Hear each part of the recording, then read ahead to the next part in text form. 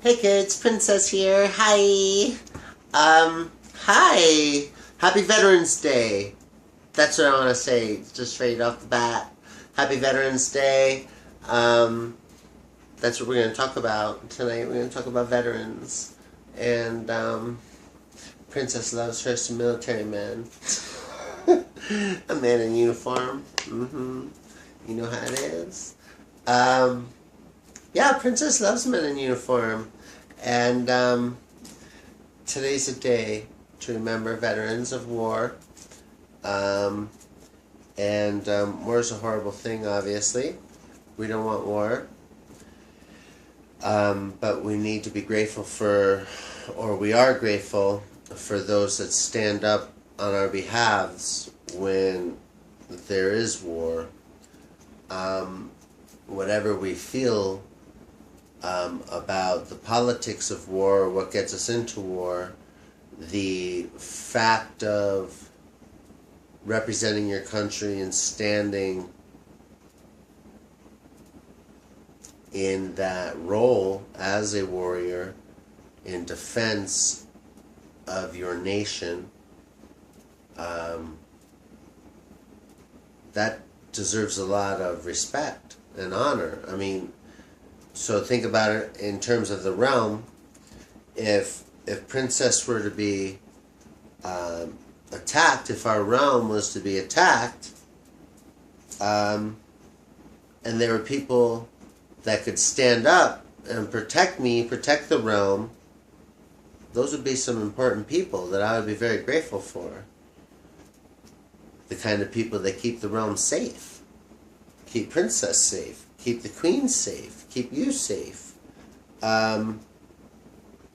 So sometimes it can be kind of abstract in our lives, thinking about the warriors in our past and present, more like movies instead of the real-time commitment it takes to go overseas. Even if, my basically sister, my father's wife's children that from Ireland that are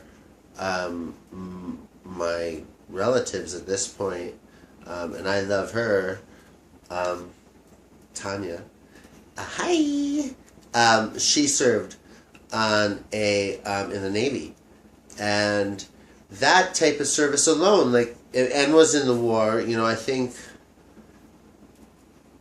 the beginning of the Iraq War, I think, in the second Iraq War, but on a boat, right? But still, that boat being deployed for over 6 months, a year. How long are they deployed in different ports, away from home, on a boat the whole time, serving your country?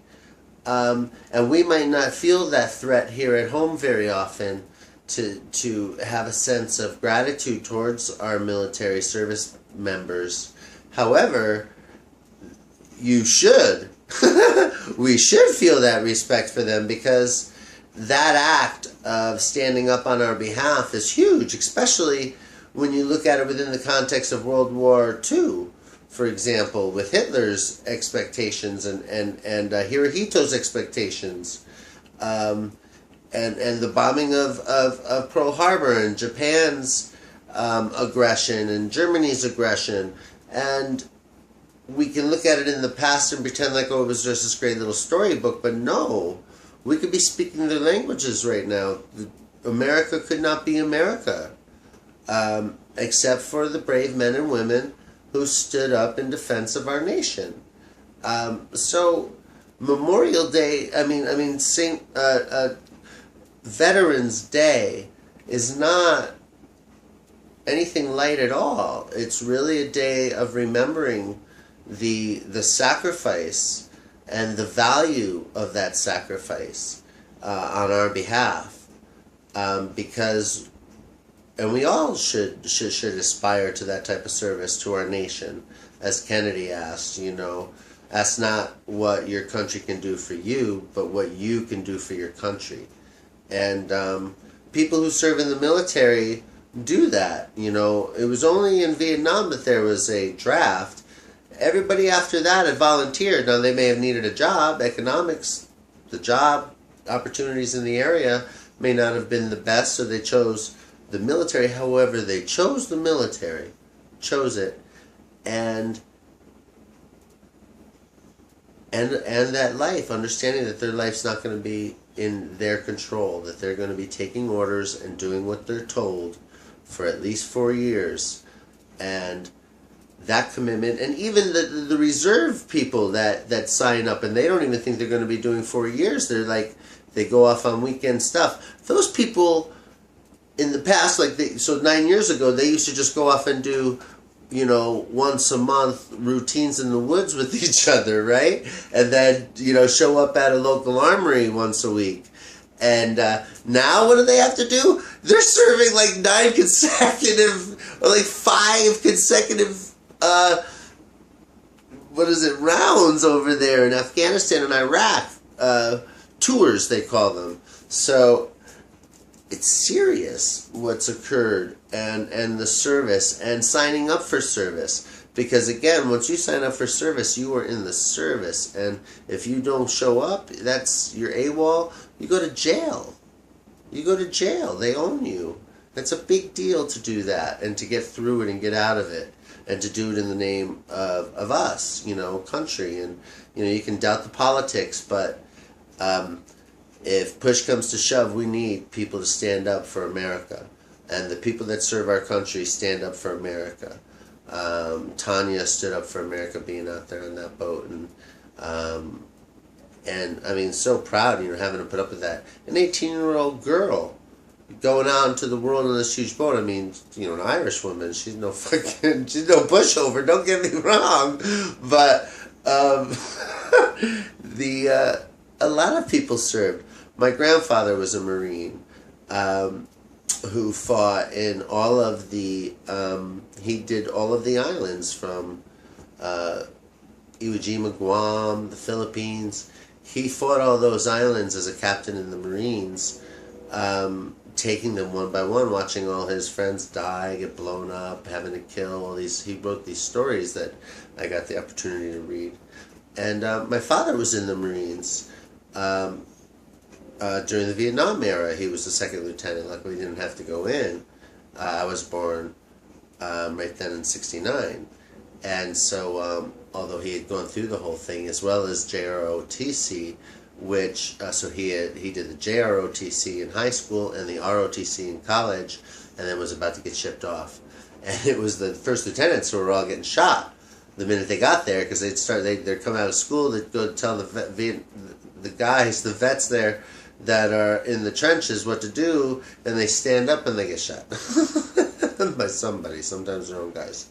So anyway, I was born and dead, didn't have to go, thank God. And by the time it was my turn, there was no war going on. I went to the All Boys Catholic Military School also, and was a good little soldier, but didn't have to go fight in a war. And more importantly, I realized I'm not very good at taking orders, and I don't want to take orders. I will go if there was a need. I would join. I would go and fight. I mean, I'd fight. Don't get me wrong. But I wasn't going to do it if there was this huge need. I went to college instead of going into the Marines. So,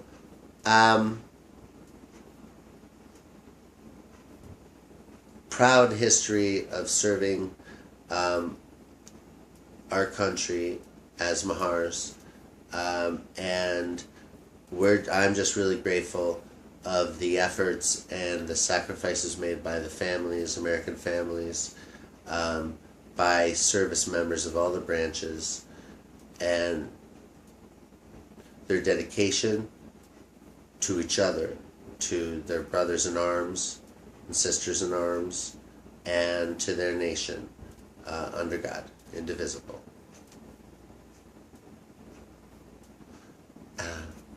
So, I don't know. I try to be a good American. I guess, yeah, I'm red, white, and blue. Blue eyes, red hair, white skin. Deuce! Apple pie, babies. Princess is apple pie. And Princess loves her some military men loves men in uniform, and wants to say Happy Veterans Day to you all. Thank you for your service. Anybody out there, if you see a vet, ask them, where did he serve? What branch of the military? Navy, Air Force, Marines, Army, a Ranger, paratrooper. Army's amazing. Army's our backbone. Army's won so many wars. And bless them, but don't just, it is enough to say thank you for your service, but there's so much more to be said, including, and I saw an interview today about it. So what do you do now? Are you in the military line? Did you follow through? Are you in the Defense Department? What do you do now for a living? Where did you serve? What branch did you serve in? What technical capacity? So they get a lot of training in the military, different aspects of training, including the Coast Guard. Awesome. Coast Guard's awesome. Oh my God. So thank your military members, dear ones, and it's not enough just to say thank you for your service, although it is better than nothing at all. And sometimes we're nervous, especially after Vietnam, to pry into their experience as though it might bring up bad memories, especially maybe in Iraq and Afghanistan with IEDs in Iraq and losing loved ones and comrade, your fellow soldier. However, a lot of, if I had gone through that, I would like to talk about it and be able to tell you, especially if I did it thinking I did it so you wouldn't have to. Because someone's got to fight those wars. So when I come home from that war, from fighting that war, I don't want to feel like it didn't happen and everyone's pretending that it didn't happen. I would like to feel like people understand that war happened, that I went out there and experienced some amazing things. And I need people to express not just gratitude about some service. I didn't serve. I had the military person, he or she, had a machine gun and was being shot at and was shooting at other people in terrible scenarios in the dark in another country outside of America, far, far, far away. You can't walk home, you can't swim home, you can't get on your bike, you can't get in your car and get home unless the military puts you on one of their transports and lets you come home in a bag, in a box, or on your feet, in your boots. And it's a real serious thing. So if you get a chance to speak with a military member, ask them, where they served. Was it Germany? Did they serve in Europe? Did they serve, what theater did they serve in? What war did they serve in, if at all? And, if their family was military. But fun things, but get interested, because they're amazing stories, amazing people, and they are an asset to our communities, and they're why we have a beautiful home to call America. So, God bless our military men and women. Happy Veterans Day to you all. Princess loves you, and just can't say enough. I hope I did you justice. Red, white, and blue. I love you. Mwah. Princess. Bye.